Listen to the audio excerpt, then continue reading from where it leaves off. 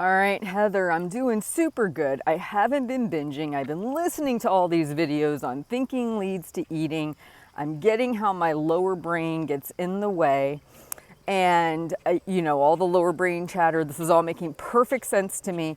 But I've been having this weird thought and feeling since I haven't been binging that I don't want to just eat a normal portion of pizza. I don't want to just go to the ice cream place and have a normal ice cream and work on building these foods in a normal human-like way.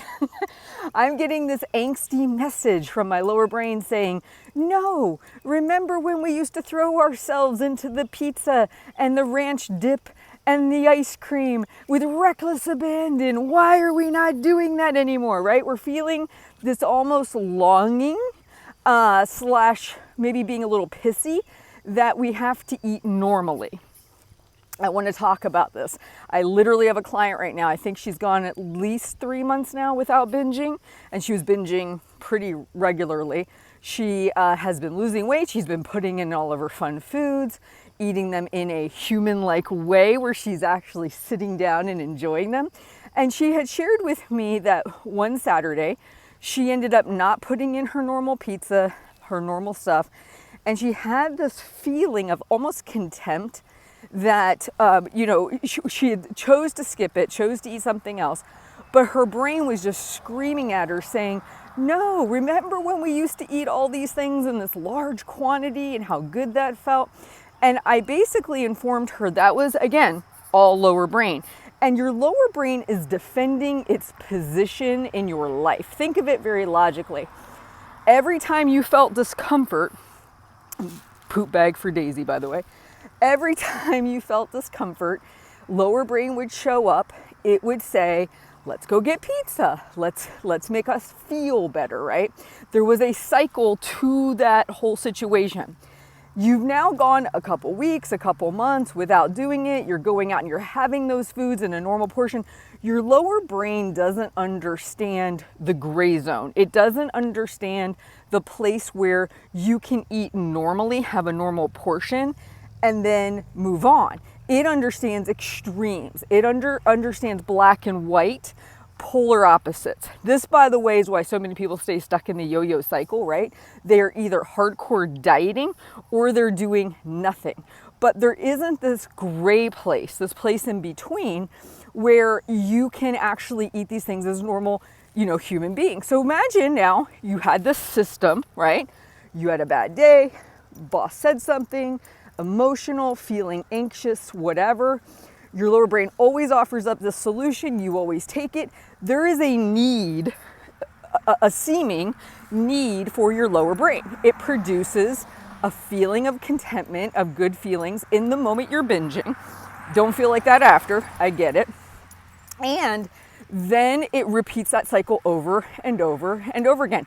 It's keeping itself necessary, okay? When you start to back off binge eating, you're eating those foods, and this is happening like a normal person. You're having a chocolate bar. You're moving on with your life. It seems as though you don't need that service anymore. So then it rears its head even more. But wait, remember when? This isn't right. This isn't how we eat pizza and chocolate and ice cream. Remember those good old days? And literally, she was sharing this with me. She's like, she goes, I don't understand this. And I said, I went through it too. You're not alone. I want you to hear this. The angst you might feel, that feeling of almost like the death of a friend, right, feels real. So let's just have that conversation. It feels very real. I remember being pissed off, quite honestly, like, okay, I'm going to go have ice cream. And this was how I handled my binge eating.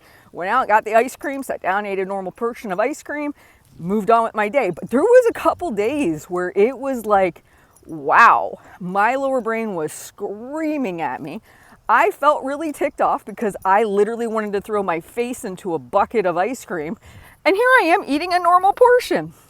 And what I realized was, again, I had none of this dialect to put around it, this way of talking about it.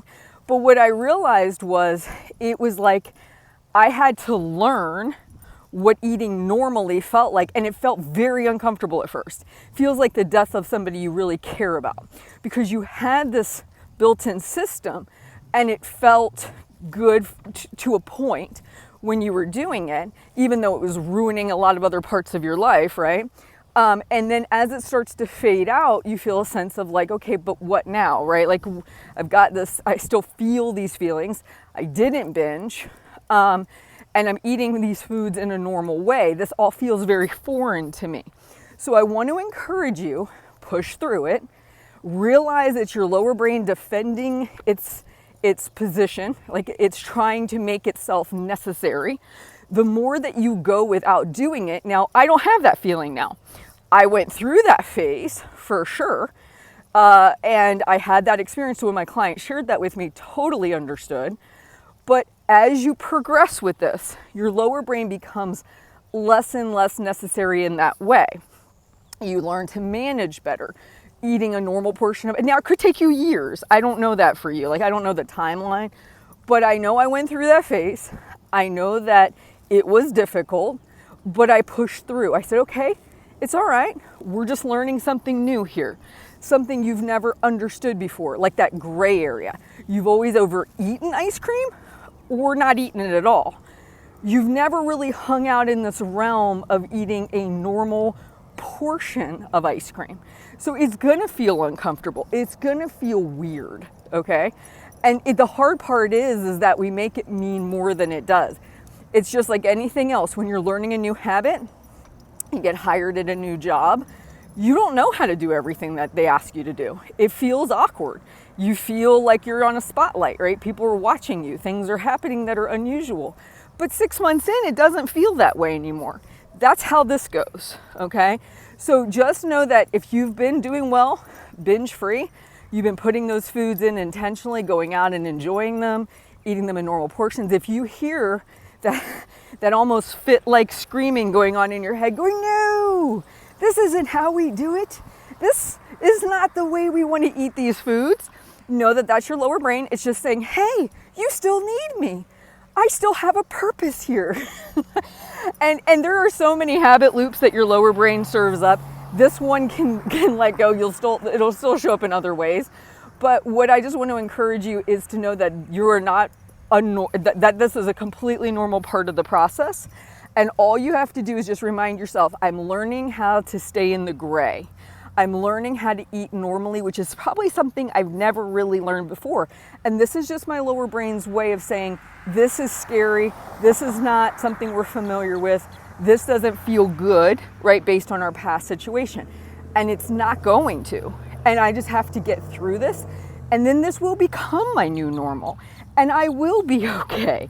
All right, guys, I want to say thank you so much for being here. Please share these videos. I got a load to pick up, if you know what I mean. And I want to encourage you, if you need more help, you need my help in other ways, in the description below, I've got links to all the different ways I can help you, including my free podcast. So definitely check those out. You guys have a great day. Please like and subscribe and share, and I'll talk to you soon.